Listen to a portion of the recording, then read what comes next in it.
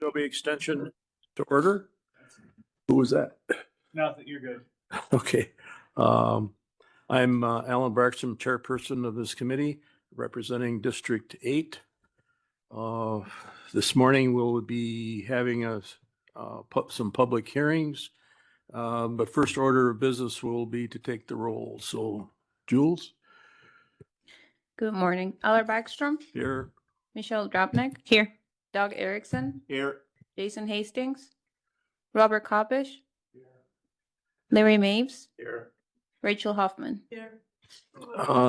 We have Jason Hauser. He's online. And you want to recognize yourself, Jason? Is being present? Okay, there you are. Good morning, everybody. Jason Hauser, Morning. UW Extension. And Amber Rayberg said that she would. Amber also just joined us, so Okay. both of Jason and Amber are here for the second half of the agenda. So. Right, okay, but they're here. Yep. Okay, we will be having a public hearing, and if you wish to speak to that, you should sign up. I don't see anybody in the room, but if there's anybody that's online that would be wishing to speak to the public hearing, you should raise your hand. You'll be allowed 3 minutes. So is there any public comment at this time? Anybody from the public wish to speak? Okay, hearing none. Any communications from anybody on the committee? Yeah, Mr. Chair, I just got a question. I missed on the roll call. Is Jason excused or is he absent? Mr. Hastings, Jason? Hastings. He didn't call me. I'm not aware of his location. Okay, so he probably is going to show up. Otherwise, he's just absent. Right. Yeah. Okay. All right. Well, it should It's, get noted in the minutes if one or the other. Yeah. Thank you. Okay. Okay, we will open the public hearing.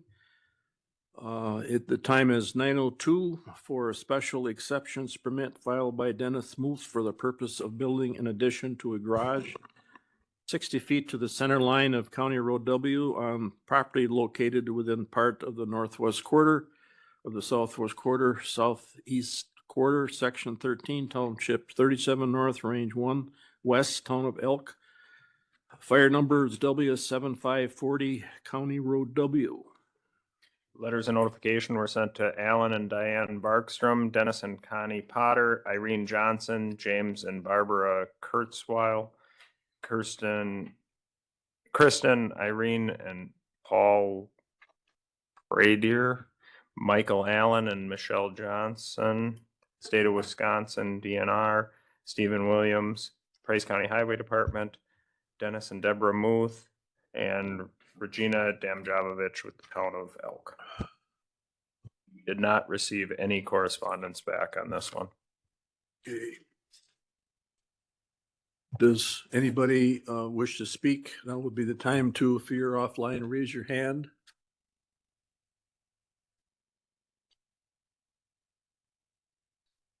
Okay.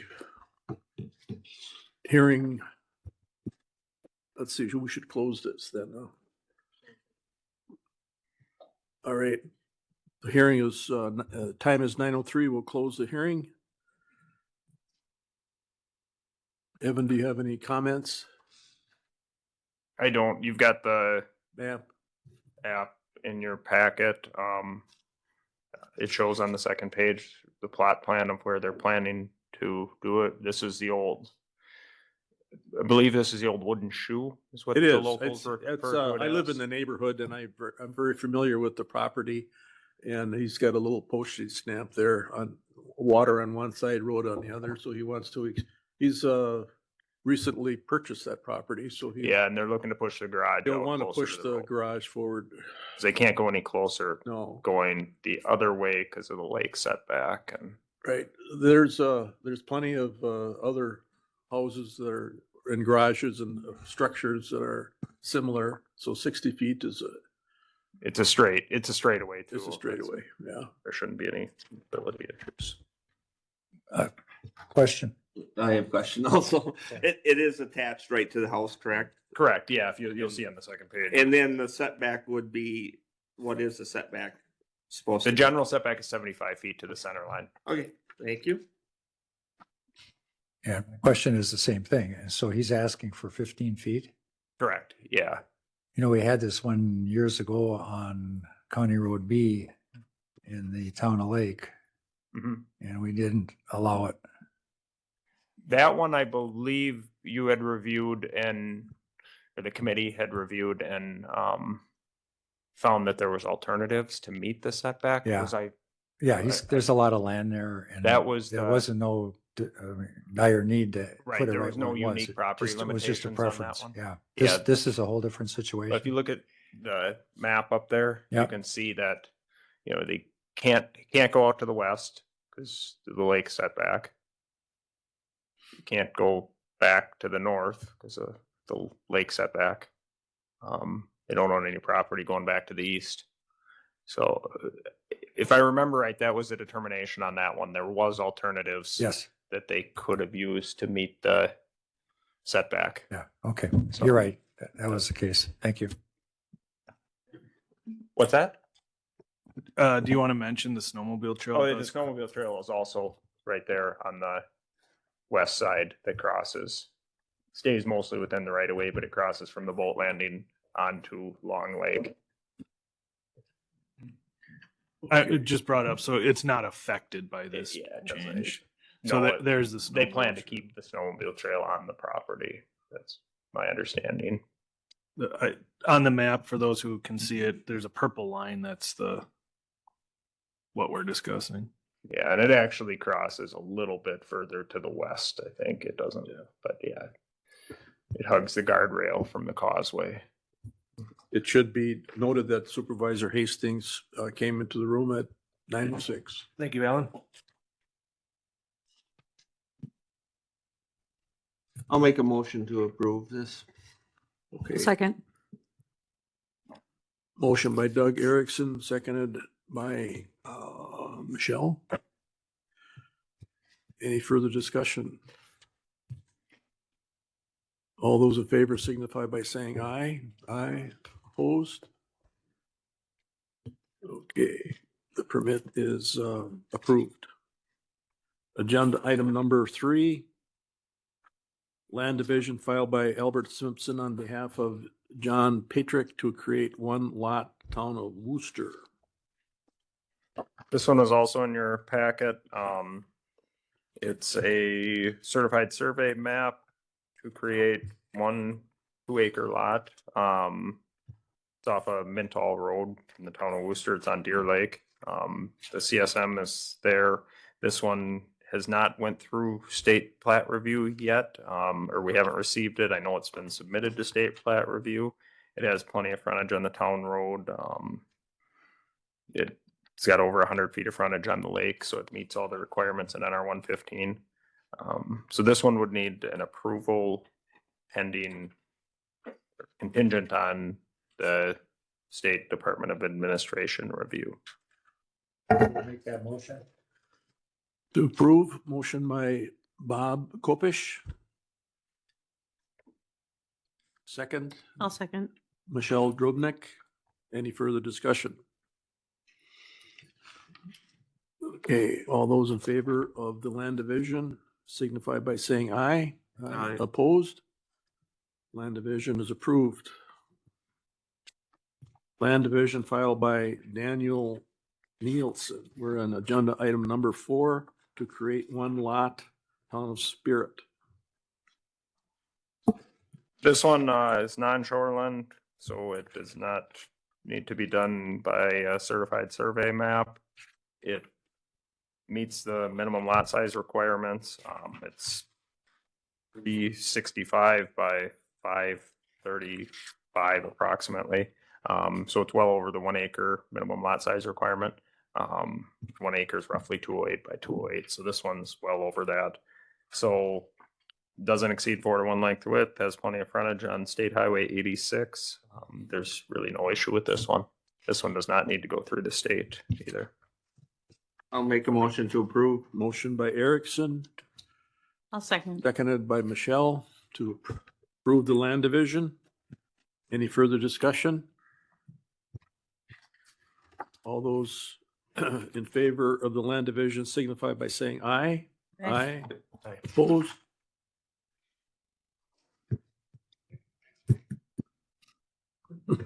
I hear you. Okay. I know. Okay, agenda item number 5, refund request by Mr. Dwayne Moxness. This was a special exception from, well, the refund request is for a land use permit refund. They had applied for a special exception last year to build within the setback of South Sioux Lake Road. He applied for a special exception to put an addition, and he said the addition was going to be 52 feet to the center line of South Sioux Lake Road. The required setback is 63 feet. The committee granted that special exception for 52 feet, went out there to measure, and the garage is only going to be 40 feet to the center line. And he had applied for a land use permit, and he's asking for the refund for that $28 for the land use permit. So he was off by 12 feet? Correct. The issue was, and we always make sure to tell people, you need to make sure you measure to the closest point to the road. The road was on a kind of a corner. You want to pull up the lot? Yeah, the fire number is.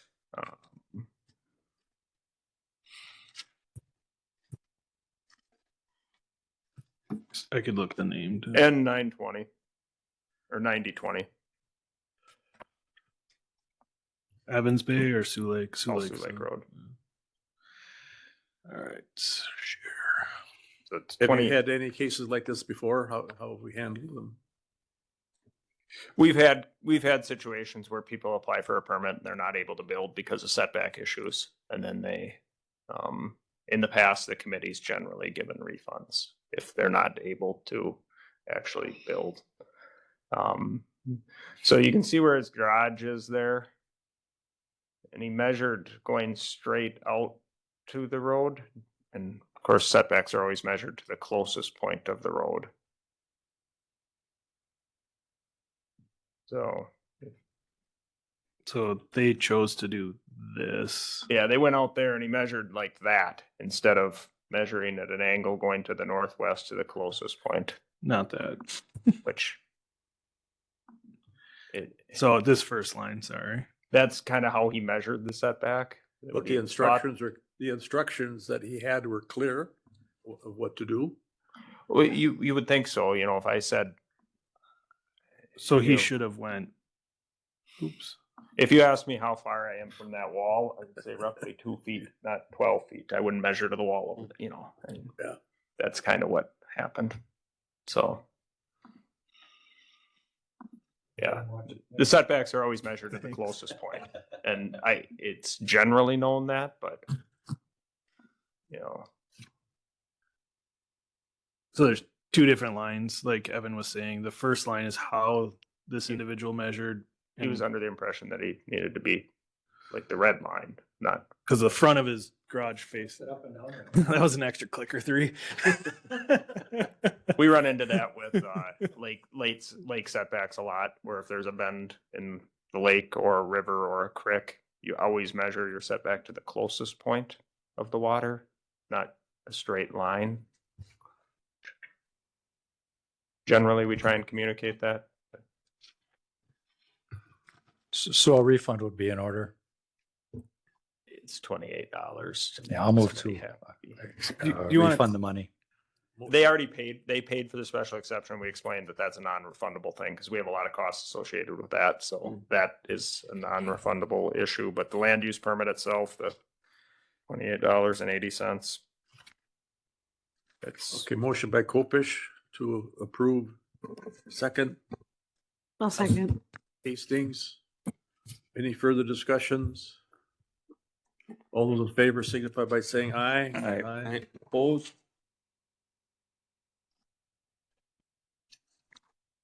Okay, department reports. You get a copy of the permit report so far for 2025, and there was a final permit report from 24 in there as well, just kind of to compare numbers year to year. January and February, most of the stuff we have come in is non-metallic.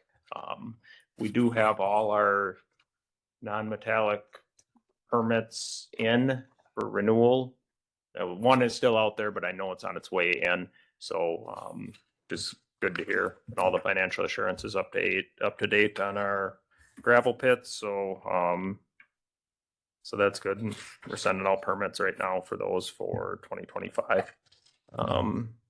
Sanitary permit wise, we've had a few coming in. It's going to be slow for the next few weeks because road limits are on and can't get out and do soil tests and installs. So what's the comparison of total permits from 2023 to 24? Did we same or more? We're down Down. quite a bit from 23 to 24. 24 total permits were 817. Total permits in 24 were 632. Yeah. If you look at them, most of that difference, or a large percentage of that difference, was just in general land use permits. We were at 295 in 23 versus 234 in 24. A lot of those are small garage type, shed types. I don't have the revenue report from 23 to 24. Is that what this is? Can I look at this?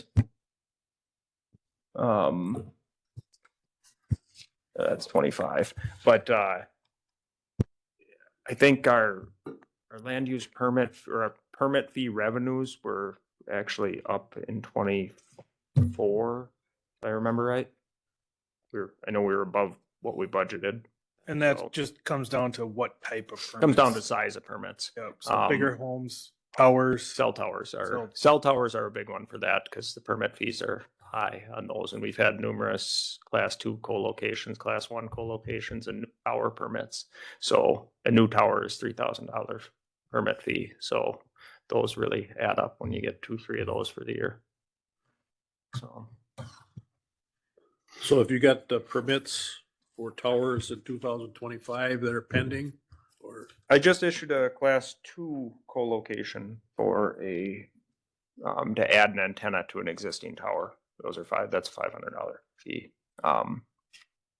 So even in the- T-Mobile seems to be permitting more and more co-locations onto towers. So anybody who has that service.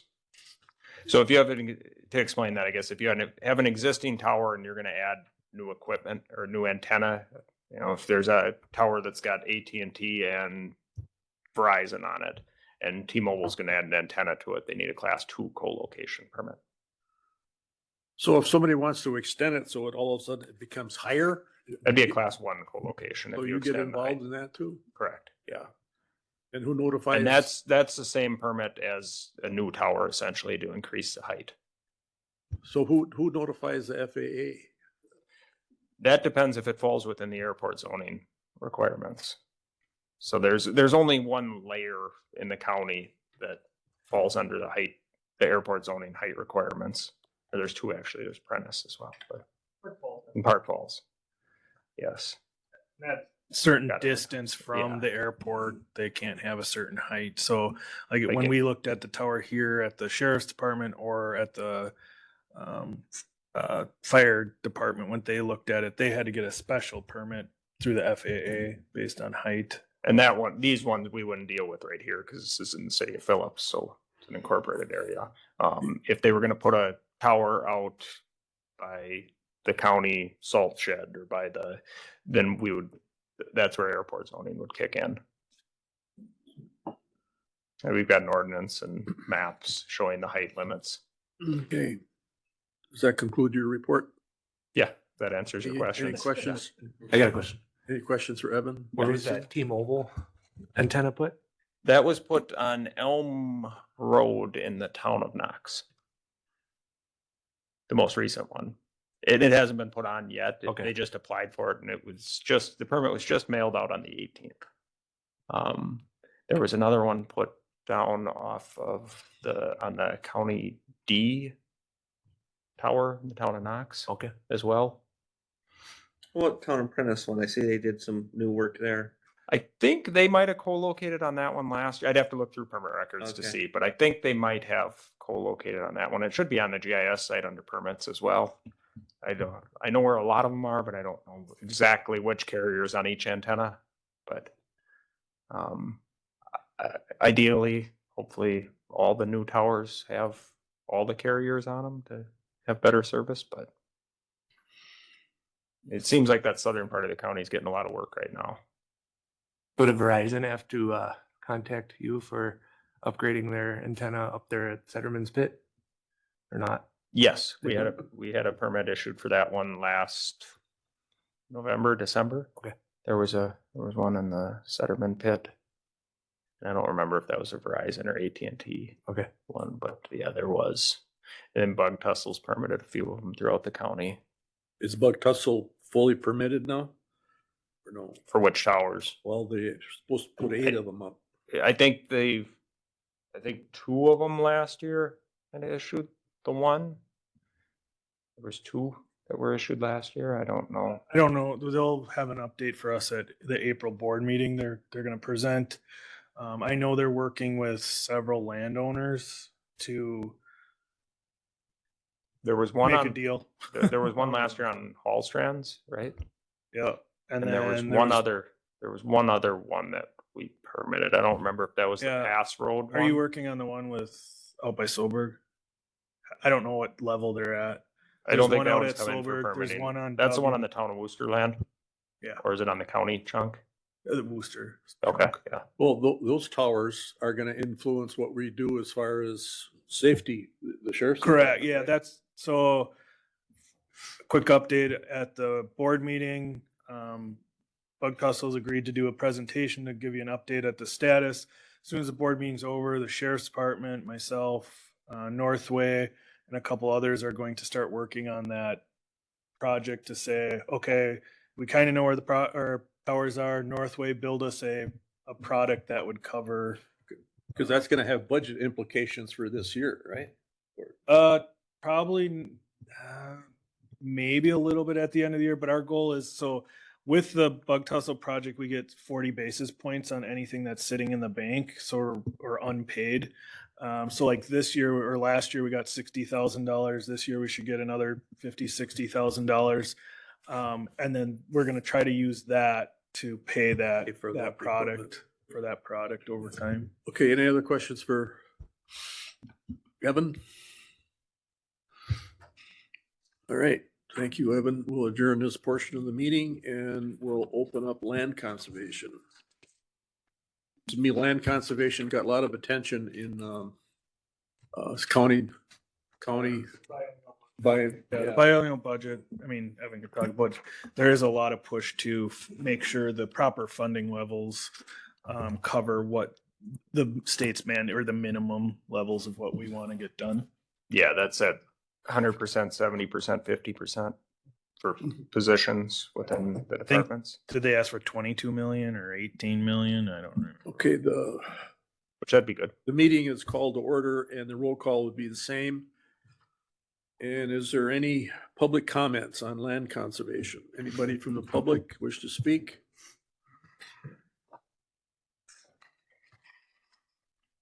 Hearing none, any communications from the other committee members?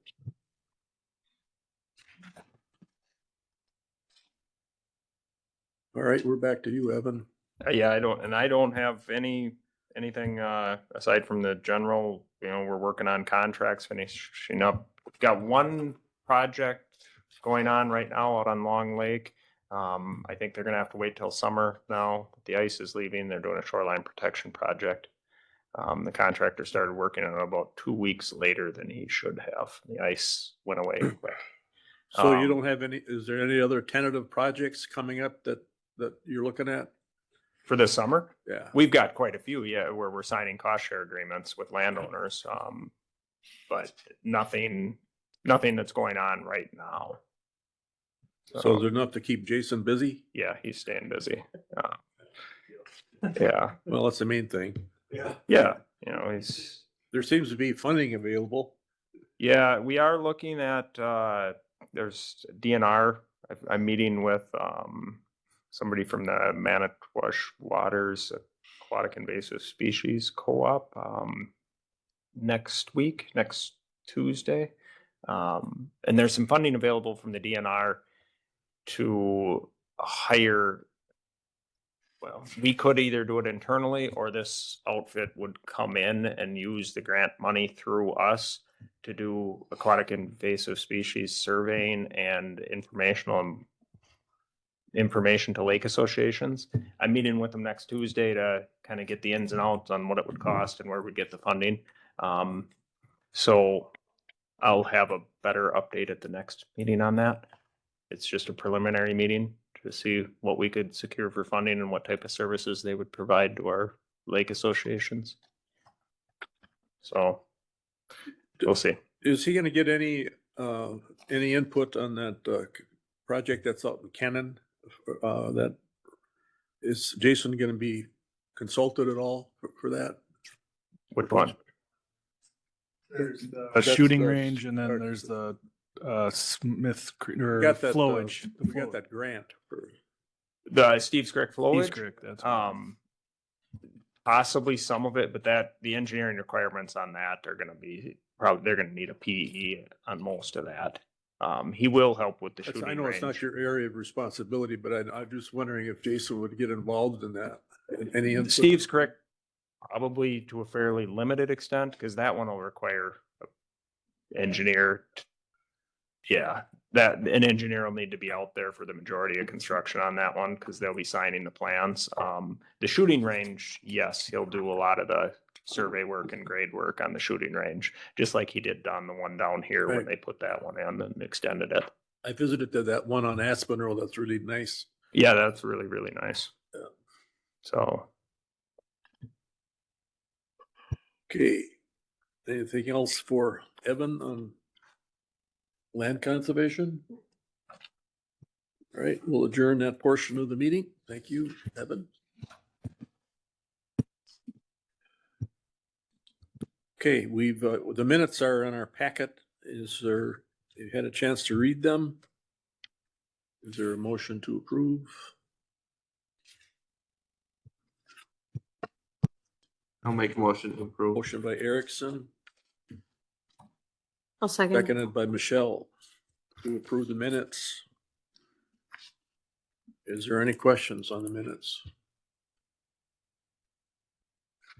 All those in favor signify by saying aye. Aye. Aye. Opposed? Minutes are approved. The vouchers have gone around. Has everybody had a chance? Yep. You want them? I just need a motion to approve. I'll make a motion to approve.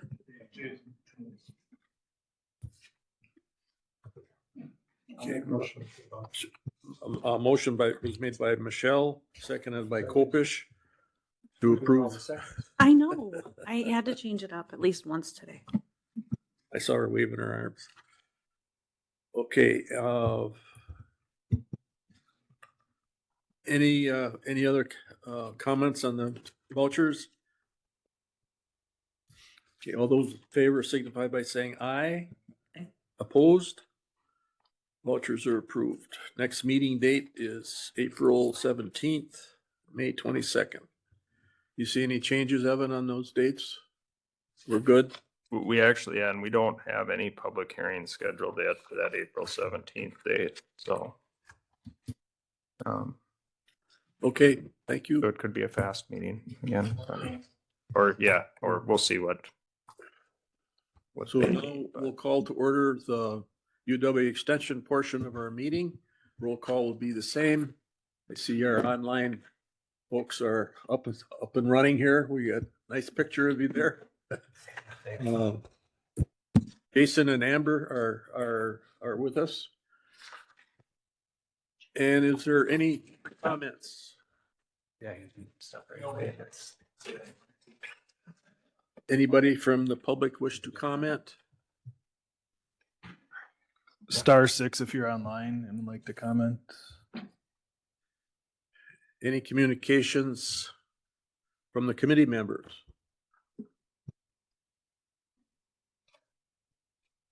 Okay. Hearing none. We'll move on to the next agenda item, which is to discuss the extension language in the contract versus with reference to affirmative action. I know that Jason Hastings brought this forward the last meeting that we had. And the way that we're going to handle this is that we're going to give Jason a chance to explain why. And then we'll open it up for the other committee members for discussion. So Jason, you brought this forward. You handed me this piece of paper. Yeah. And it was reference to affirmative action. Yeah. You want to make any comments on that? Well, I wrote this up last year and to change the affirmative action around to say that our hiring and firing practices is based on merit, not discrimination. The affirmative action is discrimination. There's been executive orders that were supposed to end the illegal affirmative action. So as I see, it's an attachment on all the emails from the UW extension.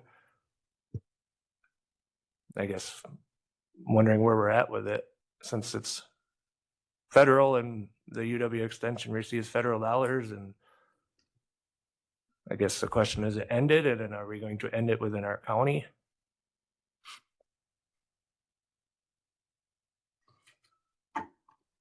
I guess I don't know who I'm talking to. Pardon me? I guess I don't know who I'm talking to. We are talking to the committee. Yeah. Yeah.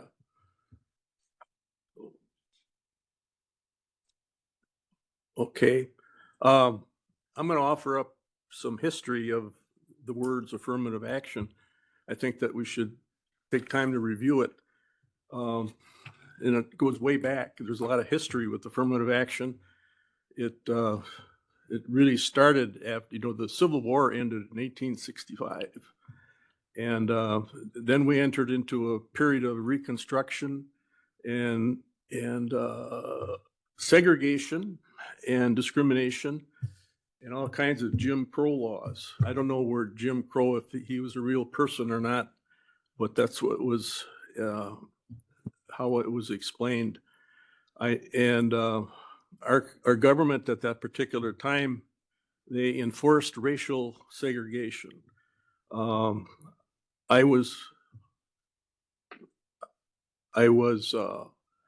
could understand that period of time because I lived it. There were people running around in sheets. They called them the KKK. They would burn crosses on your lawn, and there were separate facilities for certain groups, and the schools were segregated. And I remember when governors of some states would stand in the doorway of schools and to prevent certain classes of people to entering that school for an education. So we were basically discriminating on a government-wide basis to a group of people. And that went on until 1961, where JFK issued an executive order, and that was the first time that affirmative action was ever spoken. And he said that the contractors, government contractors, should take affirmative action as far as discrimination. And then in 1963, he was assassinated. And 5 years after that, Martin Luther King was assassinated. And that was a dark cloud in the history of this country. You cannot legislate attitudes or beliefs on how people feel. And I think today that we're in a better place. But I don't think we should forget, by stripping off these words of affirmative action, I think that that we should not forget. I think if we start to strip those things, it would be almost like tearing down statues that in the last several years, that's what's going on now. So those are my comments, and I'll open up the discussion to the other committee members if they have anything that they would want to add or subtract.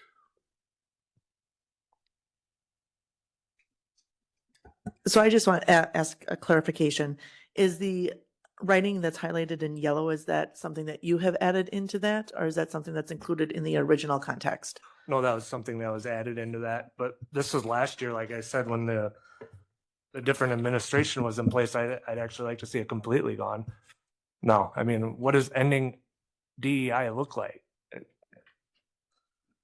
And I would say my comments would probably more align with the comments that were just made, saying, this simply is a non-discrimination statement within here, saying that we aren't going to discriminate based on religion, sex, gender, any of those things, age. And I think that the second part is included within there. We're not going to get a set of applications and say, okay, we're going to sort them out male, female. This explicitly says you can't do something like that. So I think it provides all the protections for anyone who's applying for a job. And I would advocate for the language to stay as is without any additions or corrections. And I know that there have been a number of executive orders that have been issued in the nation right now. However, some of those executive orders aren't in alignment with state and federal laws. And so there are some things that are written in the executive orders that actually are going to take an act of Congress to follow through on. And so I know that there's a lot of things that are in limbo right now. And this potentially could fall within that area. And so, just because there is an executive order, does not mean that that's something that we can do at this point in time, because it actually might not be in compliance with the law. So I think there's just a few things that we need to work through. But non-discrimination has been in place for a very long time for the reasons that you stated, to protect all individuals. Yeah. So. But the first sentence that's highlighted here is the sole consideration shall be qualification of the individual. And we've come a long way from, it's been 100 years. Yeah. 100 years. And I remember some of the marches that were held in the towns that I lived in. It wasn't a good thing. We were not in a good place. But once you start segregating these into different groups, you are discriminating against them. I mean, just because you're putting them on paper means that you are discriminating against them with affirmative action. It says it's non-discrimination, but it is discrimination, Alan. Comment? Are you still talking? Just for the group, I did put online. So anybody online, anybody in the room, the original contract that Mr. Hastings is discussing here, it's under F. So if you have the full contract, Is this contract signed? Yeah, so this is the yearly contract that we send after we make the budget. So the budget's approved for how much. It's section 5F. It's the non-discrimination affirmative action. Some people that are online, we did discuss it. It's a general affirmative action statement. So this was signed I don't have a date. It was sometime December last year. You said that contract was signed in December last year. Yeah, for so the extension. Yep. So we sign it after you guys as a board approve a budget, because the budgeted numbers are in the contract. If you look at the top, it says we owe them $26,817. So we do not sign the contract until we know that we have room in the budget. I read the statement and it says the sole consideration shall be qualification of the employee. And I believe that that's how we should. And this, by the way, is authored by the extension. It's not our contract. Those are extension's words. And I can't see that why, if you hire by qualification, and you should not discriminate because of race, creed, ancestry, all those things. Those are all which is things you're born with. We're talking What? about, those are all things you're born with. We're talking about merit and what they're capable of doing. Yeah, it says right, first sentence, the sole consideration shall be qualification. That's how we should be hiring, and that's not the way it was 40 years ago. So is the clarification, again, asking for that yellow stuff, was that added by members of this committee or was this added that by was extension? Me. Okay.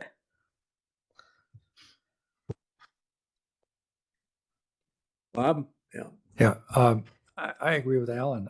DEI is in contrast to this.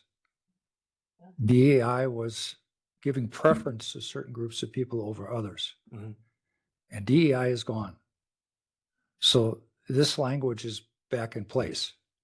And this is where you do not discriminate based on any of this stuff. The problem when you start listing stuff is, do you have enough stuff in there? I don't see anything about tattoos. So does that mean you can discriminate based on if No, that's somebody has why I too wanna many get rid of it. tattoos? The list could be endless on what you can't discriminate. That's the whole But point. the gist of it is that you cannot discriminate for all of this stuff. And And it's there's hard to more prove stuff. that. You got to, based on qualifications. That's what Alan was saying. And that's what we want, on qualifications. And so I think this language really is harmless. The DEI was the problem, and that's gone. This is DEI. This is not DEI. No, it's not. This is just the opposite. I think you're wrong in that. No, DEI is if you were a black person and universities and stuff and other, you got preference. That's discrimination against everybody else. But this is not DEI. This is just the opposite.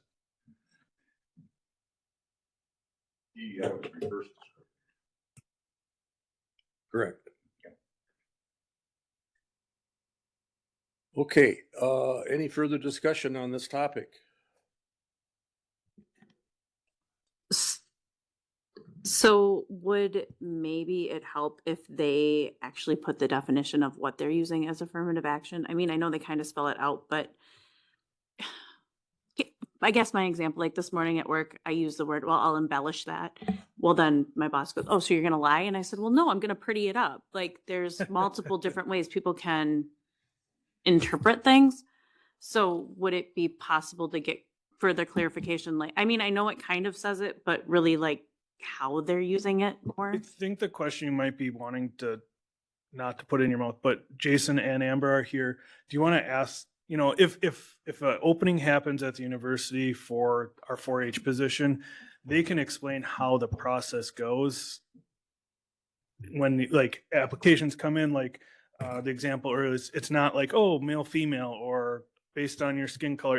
It's just a pile of applications. And I don't know if it's up to you guys, if you want Jason and Amber to explain how the hiring process goes so that it may clarify some of these questions. It's up to the committee. I mean, the expert's up there on the screen. They're available if you guys have a question for them. But someone has to ask a question. We're all staring at the. Well, we're not asking them to comment. If this committee would have to agree that there was some notion that we wanted to comment on their contract language. So I'm not expecting them to comment on their contract. Unless this committee says that we should make a recommendation.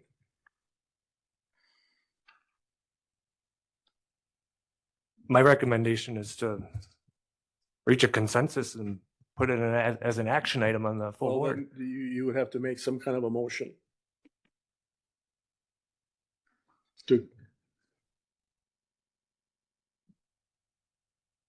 Well, since you don't want to take the affirmative action out completely, then we'd add the highlighted position. Since you don't want to take the affirmative action out completely, I would recommend that we put in the highlighted section that you have in your packet. Just add Guess I that to don't the understand. contract. That is signed already, correct? Yeah, for 2025, but with 60-day notice, you can work with them. Is it just in the contract? No, No, the this is- yellow part. I have the original contract on the yellow part is not. It's up on the board. It's section F. So the first part is that's Got the contract, right. and that's all in there. Not the yellow. The yellow is the addition by Mr. Hastings. So the highlighted yellow that I thought this was the. That's what I thought. Oh, that's in there. Right, but the very last line, the yellow section. Is that's what I was asking for clarification on, like what was the proposed addition? It's on the very last page. At the top. The handout looks like it's part of the original contract, but it's actually a cut and paste of what he wants added, is the way I interpret it. Blah, blah, blah, blah, blah, blah, all this stuff. That's before the last line. Yeah, I mean, I guess what is that last line? Extension further agrees to take affirmative action. Whose language is that? That's in yellow. Is that Mine. your language? Yeah. That's how I'm reading it.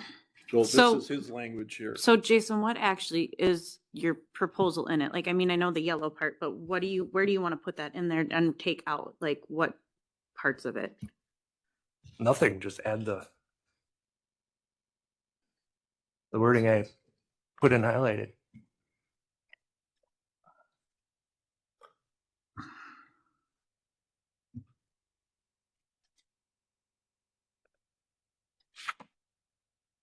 Okay, are we all clear? Add this line, You want to add that line? in addition to the fact it's already in there. Mr. Chair, a comment again. Yes. If we open the contract to add this language, does that cost us anything? I don't know. Is there a penalty on our No, part? well, What about if we eliminate it? Is there a penalty? well, Either way, they we're may opening choose contract. not, right, so how, Right there. Okay. we got two conversations going. Do we? I'm not gonna make sure they don't. All right, looking closer at this, it seems that the portion that's in yellow is already included in there. And it's the third sentence. Extension agrees not to discriminate against any employee and so on and so forth. So it's already in there. So you're saying that that highlighted portion that he's added here is redundant? I guess so. It's, That, I mean, if I've got the just so I- information correct. I'm just trying to understand what you're saying. Is that true? I'm not a lawyer, but I'm not sure what the yellow is. Again, this is your discussion. Mr. Ernst had a question about a couple people had about the terms of the agreement. So the agreement, the full agreement I have on the screen. When we sign this, it's good through 2025, so January 1st through December 31st. Any additions, changes, or modifications or renewals of this contract are subject to mutual agreement and written consent of both parties. So what that would be is if we were to request a change. Where you at on there? B. If we were to request a change, the university would also have to agree with those changes. And then if they didn't, the contract would be canceled and we would no longer have 4-H was our only educator, but the UW extension contract in place.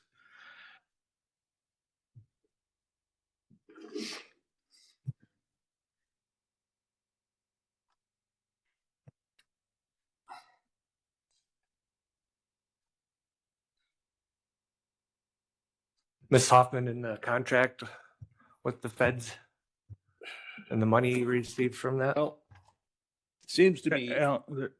Yeah, I would say whenever we look at a contractor, we're looking at non-discrimination in any hiring process. So I'm thinking even just with my experience in the school, we do have non-discrimination clauses that we put on all of our postings. And, I guess the underlying assumption is that we're hiring the most qualified candidate for the position. And I don't believe that UW Extension operates on any other premise. So back to my example of I don't get applications in and then sort them into piles based on some of these areas, like what may have been done many, many years ago, where people would have been discriminated against and not included in some of the potential hirings. Right now the applicants come in, they come into a pile. We sort and rank based on whatever criteria we have on qualifications for that position. So get rid of it then. Well, I think that federal laws require us to have a non-discrimination. Is there a When we look at contract? Title IX, it's a federal law that we must follow. And Is there a UW contract I can Extension see? for The Title federal IX. laws, yeah. You can look up the Title IX policies online and they would have it all outlined on what the non-discrimination policies are. They require you to have it as an attachment on all your emails and everything, huh? We put non-discrimination on all of our postings, yes. Every single one, okay. I believe that I Just have wait, the I complete. gotta go to where? Title IX? Well, Title IX is for a more specific clause, but there's basic non-discrimination federal laws, and then there's Title IX protections as well. So Title IX are for certain protected classes of individuals, and then there are just broad non-discrimination federal laws that are out there. I mean, I can only speak specifically to the school district ones that we have. I can't speak to what the county has in their policies. But I would assume that there would be similar policies in alignment with federal law. And UW Extension would follow those as well. Okay, I believe that I have the correct contract in my hand here in section F. Says the same thing as what I have here that's highlighted in yellow. So as far as I'm concerned, it's already included in the contract.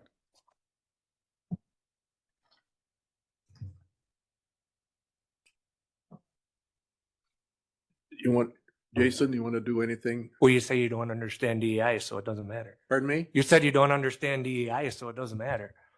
This is DEI. Because you're manufacturing it, you're talking about it, you're dividing these groups up into sections. Just eliminate it and it's gone. Diversity, equity, and inclusion, and that's what you're talking about? Yeah, This is not DEI.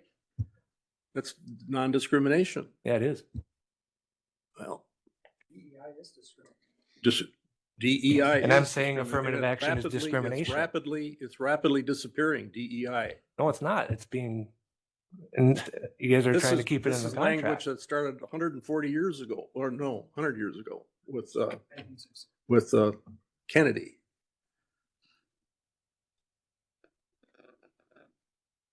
I guess I'd make a recommendation that because the contract's already signed for this year, that we look into this and the new contract when it comes out in December. Well, I brought this up before the contract was signed, so.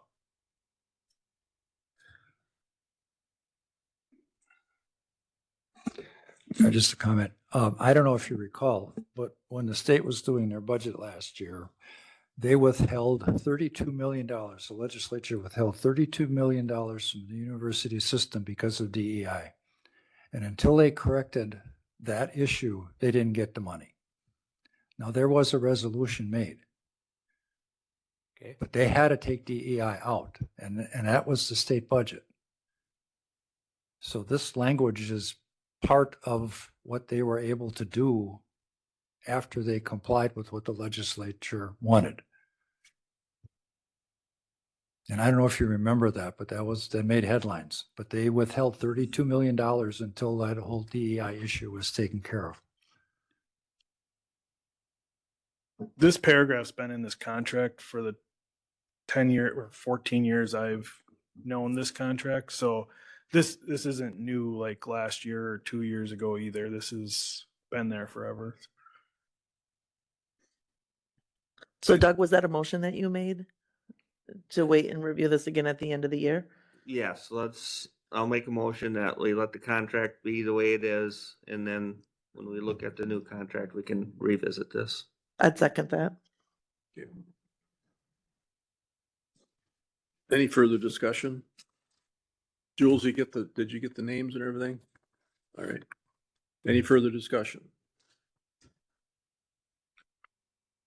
All those in favor signify by saying aye. Aye. Opposed? Aye. Is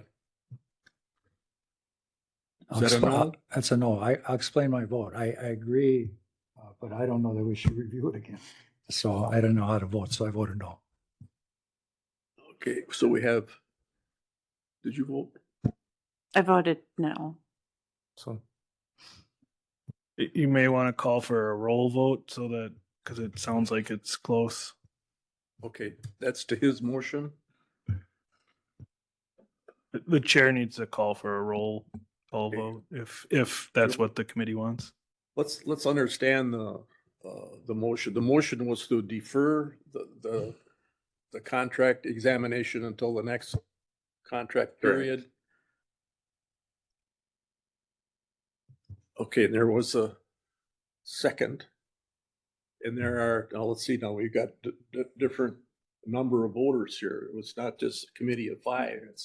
You have 6. We got 6. Four yeses.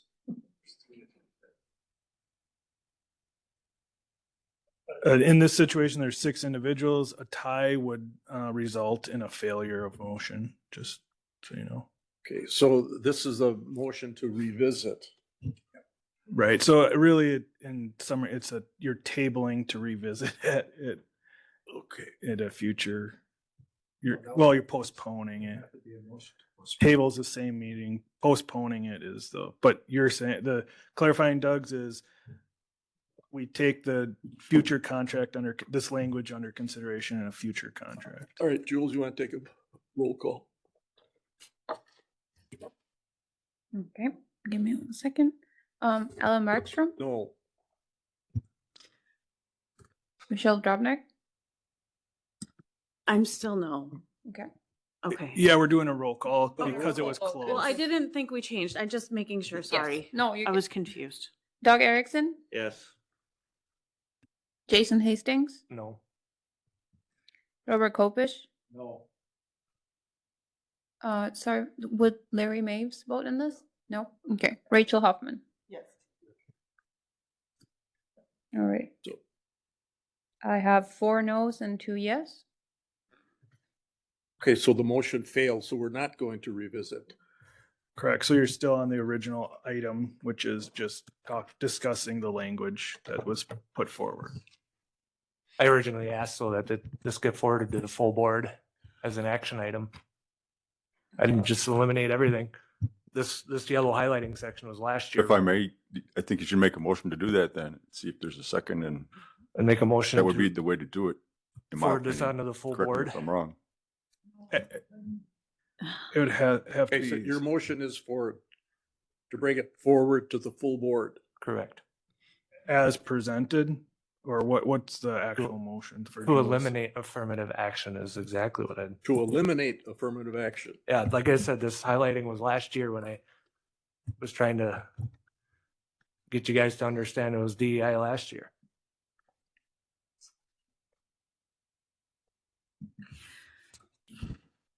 Clarifying, well, That would be section F of this contract. Yep. Eliminate the whole thing. Yep. And bring that motion forward to the full board. Yep. Okay, there's a motion on the floor. Do I hear a second? Do I hear a second? Can I just second it so we can go to discussion on this? if there's not a second, it fails and you can go back to discussion. Okay. So just, you can, it's up to you. It's your choice. So Okay, then there's a no, motion wait. on the floor and if we want to move forward, we would need that motion to be seconded and then we could open it up for discussion. But so far I have not heard a second. Is there a second? Okay, the motion dies because of lack of a second. So I would honestly like Amber and her team or Jason and their team to, at some point, I mean, obviously within the year, because I think we need more information on this. Like, what did they mean with affirmative action? Is it specifically what's written here? Because then that I don't see a problem with. Or are they using it how Jason is interpreting it? You know, like they're going to know far better than us how they're meaning it for it to be laid out to us. I just think that there needs, or is this something that they're looking at revamping anyway? Does that make sense? I think for me, if it's going to wait, I want better clarification from them, what it's going to look like. Is it subject to revamping in the future or like on their end due to the changes? Or are we kind of putting the horse before the cart or the cart before the horse? I know which way I was going. I'm talking in circles now because I feel like I have a lot of blank stares looking at me, but I would like them to have input on it. If they see on their end issues with it, that they were going to revamp themselves before we needed to get involved. All right, we have a supervisor, one person, asking for further visitation by the committee, or not the committee, but the extension officers, which are all present. And I guess I would ask them if you would accept that recommendation from one supervisor to revisit that language. I don't know, is Jason, you want to answer that? Who's Jason? I don't know Jason. Hausler, he's actually, Yeah. Who's Yeah, he? Jason Hauser. Who is he? Yeah, Do you want to He's a- introduce he's a- yourself first, Jason, just so? yep. Good morning, everybody. Jason Hausler, Assistant Dean with Extension. Pleasure to be with you this morning, and thanks for the time to speak into the question on the floor. I think I think Supervisor Hoffman is asking a question about whether or not Extension will be looking into that language or not for future contracts. And in Section F, it does talk about Extension following state and federal laws. So as state laws change and as federal laws change, we continuously update our contract to reflect the current laws of said time. So I think Supervisor Hastings earlier in the conversation talked about executive orders, changing federal laws. And I think Supervisor Hoffman also mentioned like some of that's going through litigation. Those things are both accurate. And so our legal team within the UW and with Extension are continuously monitoring what's happening at both the federal level and at the state level, of course, to make sure that our policies and procedures follow state and federal laws. So I think the germane question is whether or not we're going to revisit that language. If laws change, if state and federal laws change, then we will our contract will reflect those changes. And we continuously do that every year. So every year this contract goes through a legal review. So I think as Administrator Trimner was mentioning, it's a one-year contract. And so there have been iterative changes over the last 7, 8, 10 years to reflect those things in their entirety, the state and federal laws. So do I anticipate it going through review again? Yes. I don't know if it will change anything. That's really up to how our state and federal laws can and may change. Okay, my interpretation now in summary is that this committee is not making any recommendations to move it forward out of this committee into the full county board. And it would appear to me that the extension officers are going to review it as a matter of that's what they do, and it might not make any changes. I just wanted to make sure we were in compliance with the federal laws because that executive order is named ending illegal discrimination and restoring merit-based opportunity. So I just wanted to make sure, because we do get federal money. What does the UW extension get for federal money? How much? If I may, I will answer Supervisor Hastings' question. Currently, the Smith-Cleaver funds that the state of Wisconsin gets that are appropriated through extension are nearly $10 million. That number has remained flat over the last 10 years or so. So it's been about that $10 million, and that's matched through state funds and also county investments that you make and other counties make. All right, I'm going to end the discussion.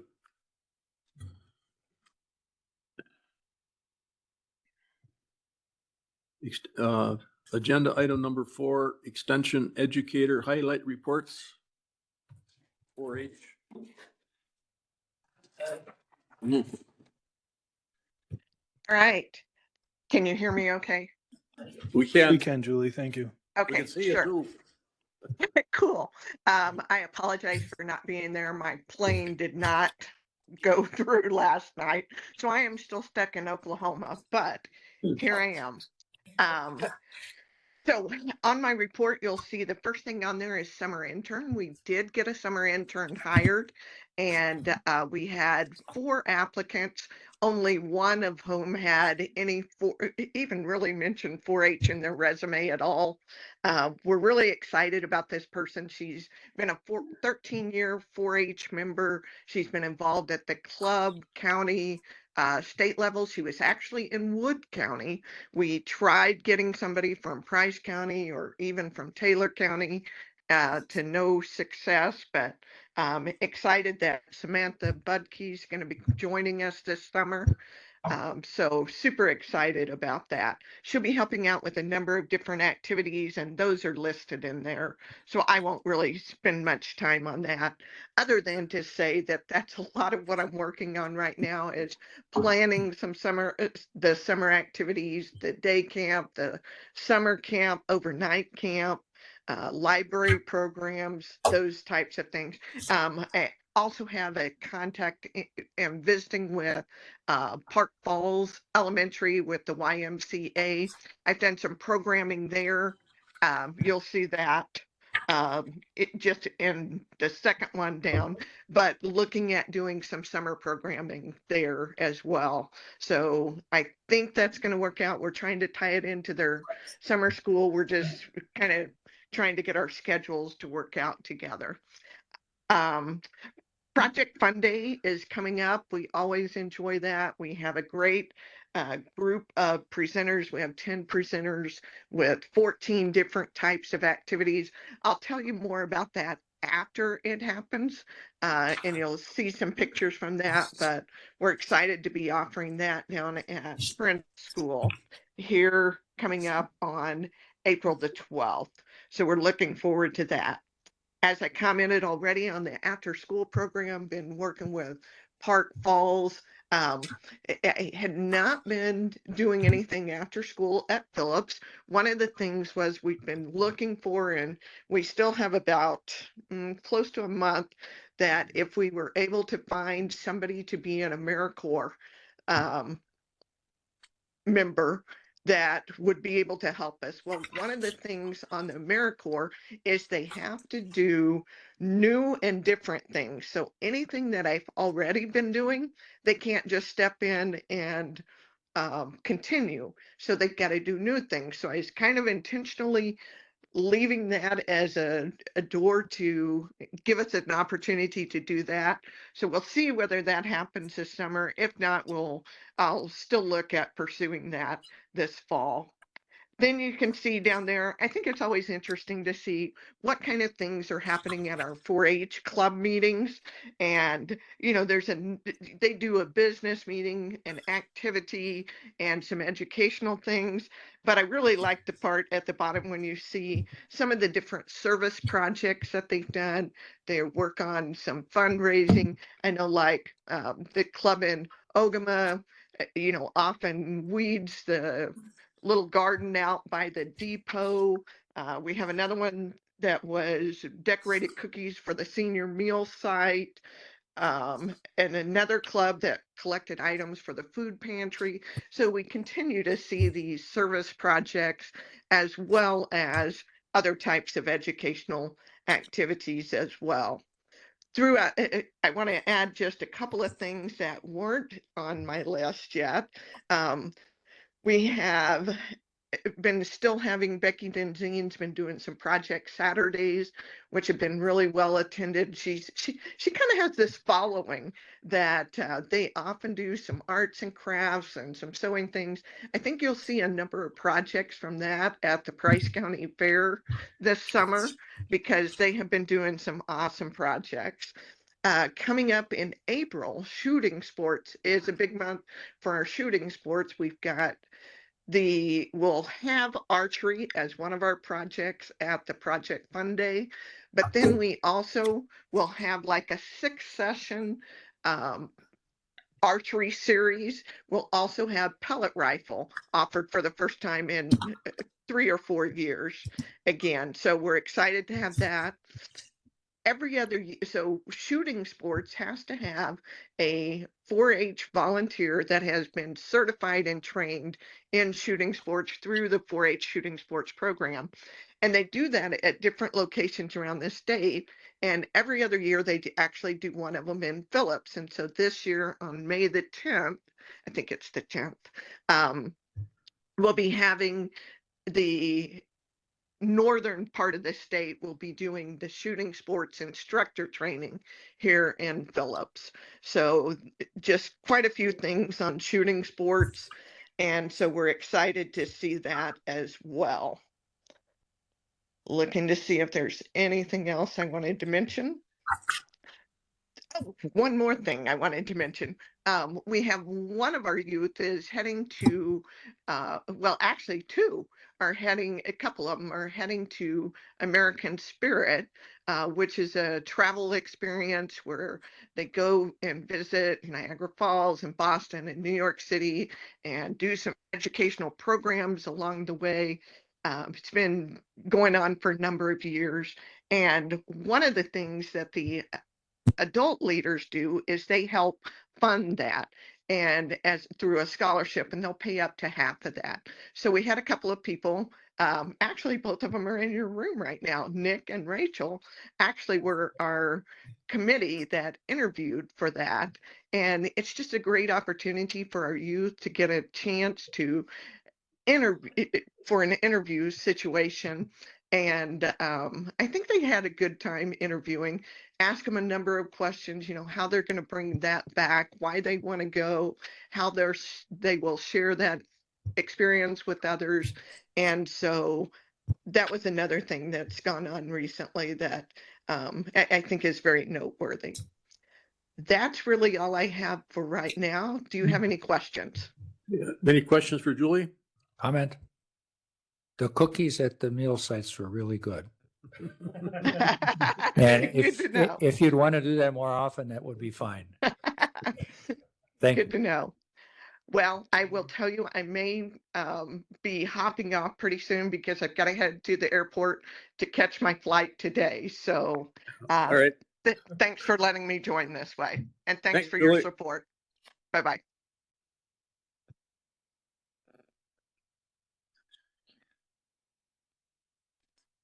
Let's see, food wise. All right, mine is a continuation of my. Okay.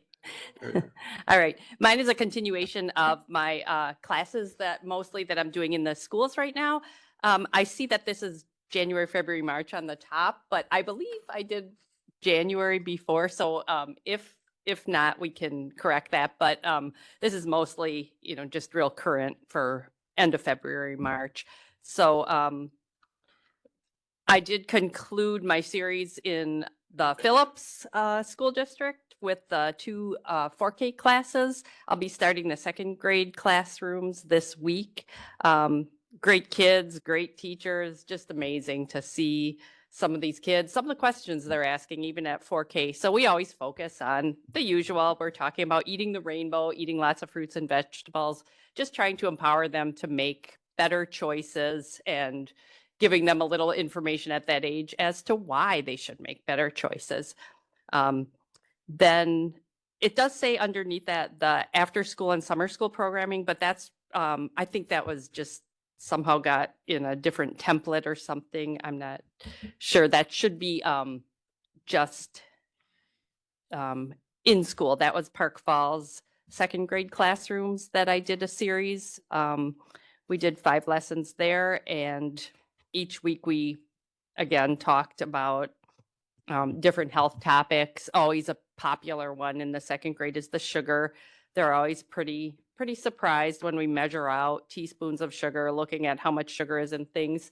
I thought it was interesting. Also, one of the substitutes we had one week was in there, and she's very health conscious. And we were talking about beverages, and we had the kids bring in what kind of beverages they like. And anytime, I don't know if you've ever heard of Prime, and you bring that out and the kids just go crazy. And I don't know, whatever advertising they're doing for that, it's fantastic. And so the kids say, oh, they see it on YouTube. So, it's like, it used to be like TV, and now the kids see that on YouTube, I guess. And there's, the influencers, and yeah, so it's always amazing. You bring out the can of Prime and yeah, they go crazy. So we talked about the sugar in there and the health benefits. And yeah, if you have any grandkids, just mention Prime, see what their reaction is. It's crazy. But so one of the subs said she has let her grandchildren have that, which of course we talk about moderation too. It's not like you can never have sugary beverages, but when we measured out the sugar in there too, she was really surprised how much was in there. So it is kind of interesting that even not just kids, but So, everybody is kind of So- maybe not as aware as they should be of some of the foods that we're eating and what's in those. so So- Wendy, let me ask you a question right when you're on this topic. So in the news, there's all kinds of measurements of how our youth is deteriorating health as far as the incidence of diabetes and those types of things. So are you saying that the activity as far as good nutrition is becoming more intense As far as, compared to 5 years ago? oh, like what we're doing in the classrooms, I think we've always been trying to promote healthy eating, but I think it's more, in the public eye, maybe a little bit more, how that's affecting our youth and just our population in general and some of the, the health effects of that. I mean, I think we've always tried to promote that, but it is good to see that people are more aware. I don't know if people are making changes, but they're actually more aware. So that's a start, I guess. And I think they are. I think people are really making more changes. And the kids are amazingly have, the greatest questions at second grade. I'm always amazed at some of the questions. One of them was asking, well, why would our bodies want that much sugar if it's not good for us? And I thought, wow, that's really insightful for a second grader to be thinking that deep about things. And they're also, when I go in there and say, I'm not going to come in and tell you what you should be eating or what you're doing, and they're always kind of like looking at me suspiciously because they think I'm going to come in there and tell them this is what you should do. And I say, at your age, you can make choices. Of course, they have, their parents and are providing the meals, but giving them that, that opening that, yeah, you're going to be making choices now. So I think that opens it up a little bit too, to, make them more involved in what we're talking about. So we do samples as usual. I mean, I've talked about that before. We'll sample different things. What would be healthier snacks? I do try to be aware. We try to eat or sample maybe some things that they're not used to eating. But I also try to be aware that some foods are really expensive. And if they go into the store and say to their parents that they tried a dragon fruit in class and they really want one, and the dragon fruit is $5 a piece, that there's other alternatives or options. So like, for instance, we usually try the frozen dragon fruit, which is a lot less expensive. And a lot of kids will ask, well, what store did you get that? Because I want my parents to get that for me for a snack. So I do hear a lot of comments about the things that we sample that maybe they wouldn't have tried otherwise. Nuts, that was another thing. Some kids had never eaten an almond before. Some kids had never eaten a cashew. They kept asking me to bring those back and can we have more of those? So, and then, so any thoughts, questions on the classroom topics? Okay, I continue to do my Strong Bodies in Park Falls at Charles Hill Villa. We have started to incorporate some Tai Chi into that. And you can see some of the benefits there of Tai Chi. And we're just slowly incorporating that. This group agreed to, I hate to say my guinea pigs, but they agreed to be my, group that I'm going to start trying this with. And we're starting slow and just kind of going with easing into it. And so far they're happy with it. And we still do our nutrition with our Strong Bodies, talk about different nutrition topics. They're really good about bringing things into class too, as far as questions, things they've heard. They'll bring samples of healthy foods. We just had some really great muffins that somebody brought in with all kinds of healthy things in them. I also gave some educational handouts to the food pantries. Everybody talks about the price of eggs, so that seems to be the hot topic. So we had a nice handout on ways you can use alternatives to eggs, like in baking. So I guess that's my report. Anybody have any thoughts, questions? Any questions for Wendy? Yeah, Wendy, is there still Strong Bodies at the Peace Center? I believe there is, yes. That's separate from. Right. Cheyenne would be. Okay, so that's operated out of our aging unit rather than. Right, Okay. right, yes, yes. Mhm. Okay, thank you. You're welcome.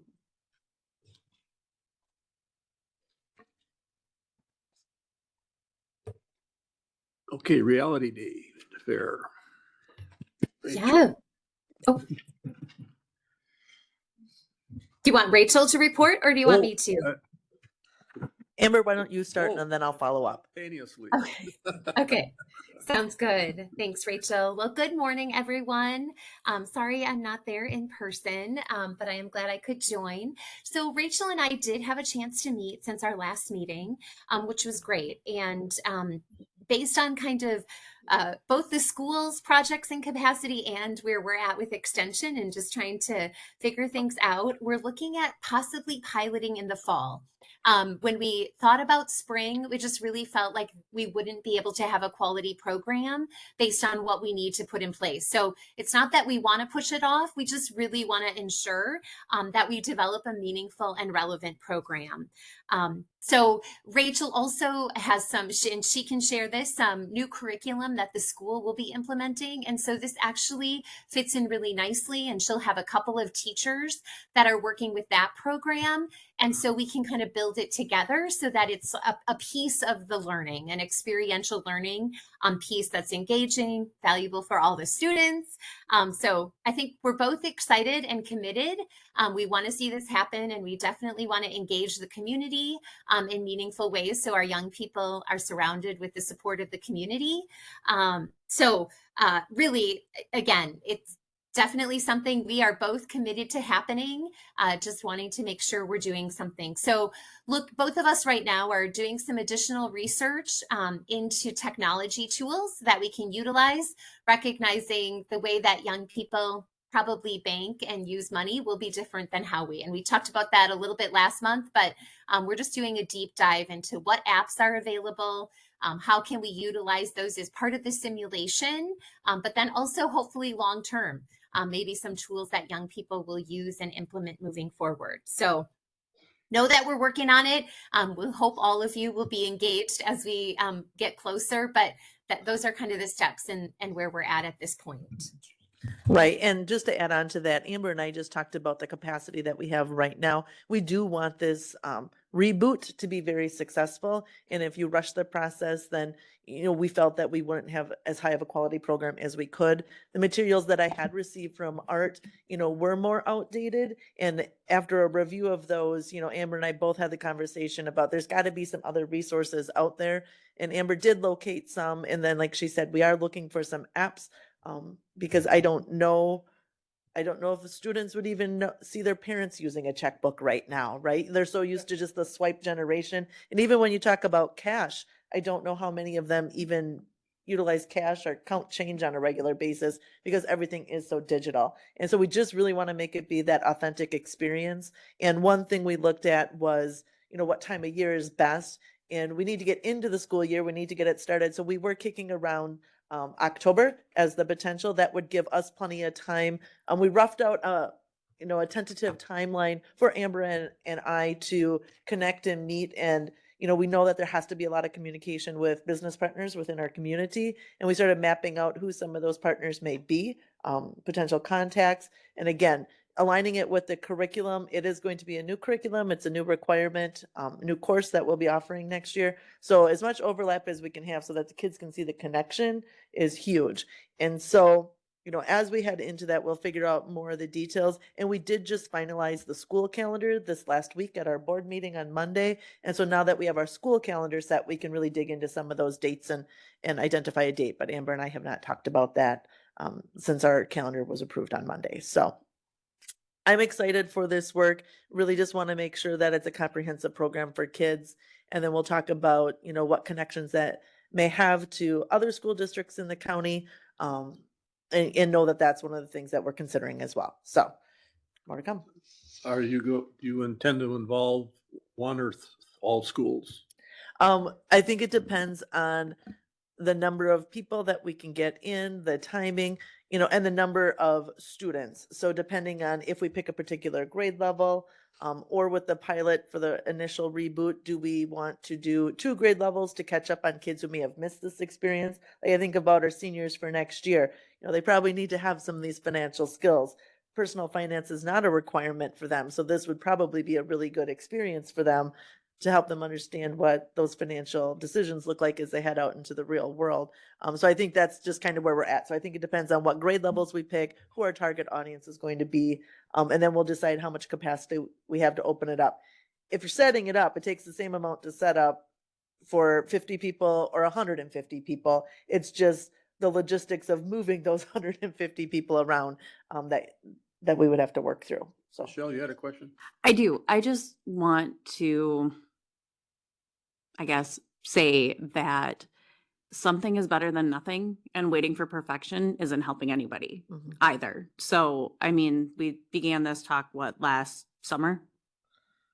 Alan, I think is when you had this on the agenda. Yeah. So while I can appreciate pushing it out and finding more things, but like I said, waiting for perfection to roll it out is not helping any of the kids either.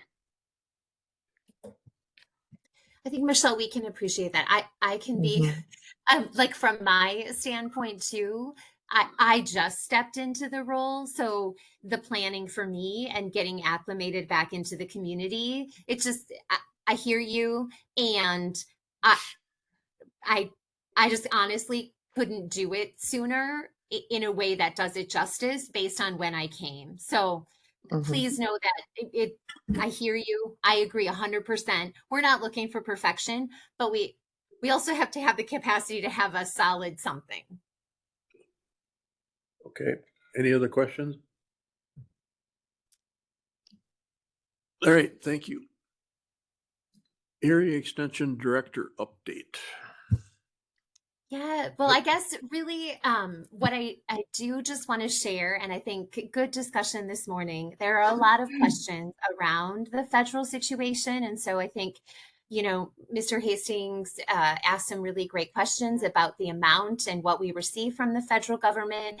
And so please know that, we are committed to serving all of the people in Price County in a way that is we really are committed to that in the programming that we offer and do. And so as those things happen and kind of work themselves out with the federal, right, our FoodWise AFNet program is fully funded through the federal. And so there have been lots of discussions around that funding and what that will look like moving forward.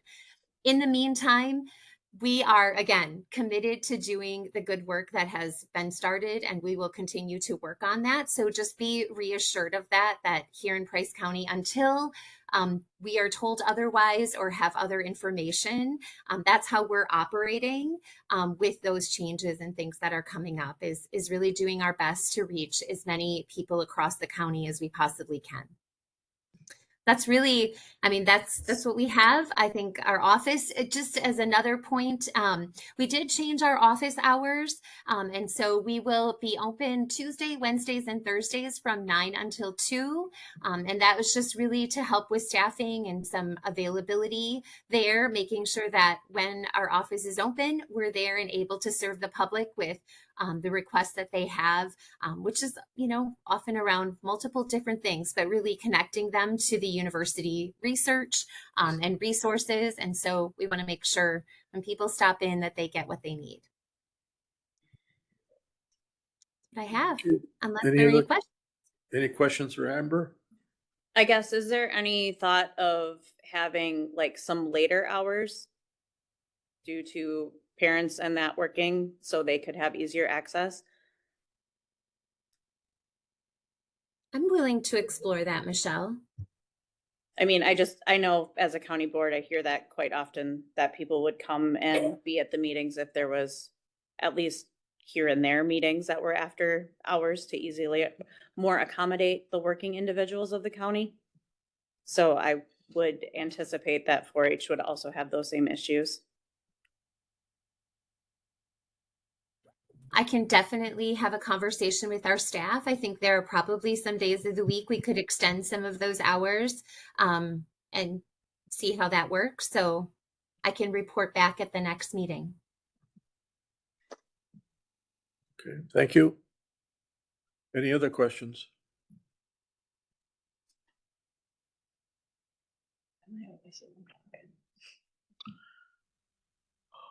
UW Extension financial reports and vouchers. I don't think that we. I think they we were already in the did that, didn't we?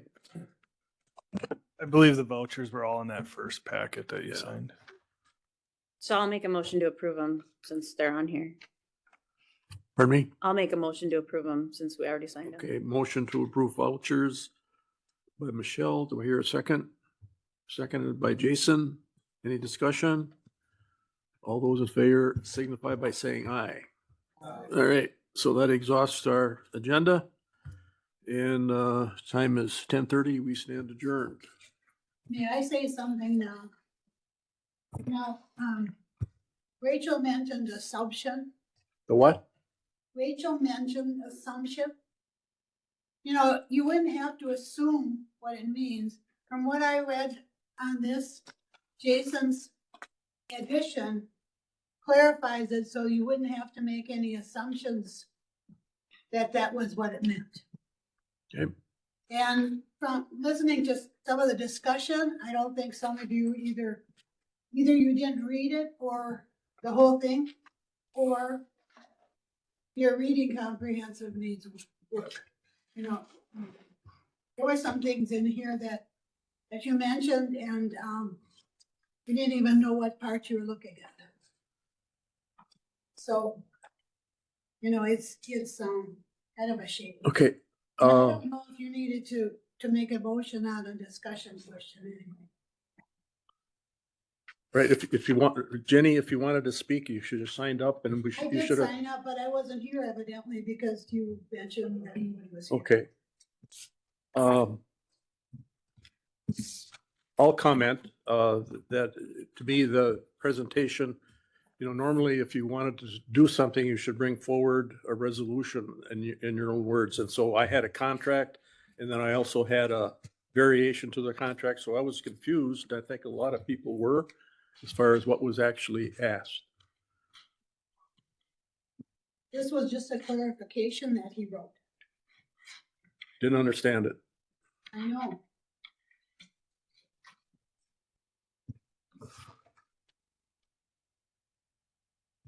Are we adjourned or what? We're adjourned.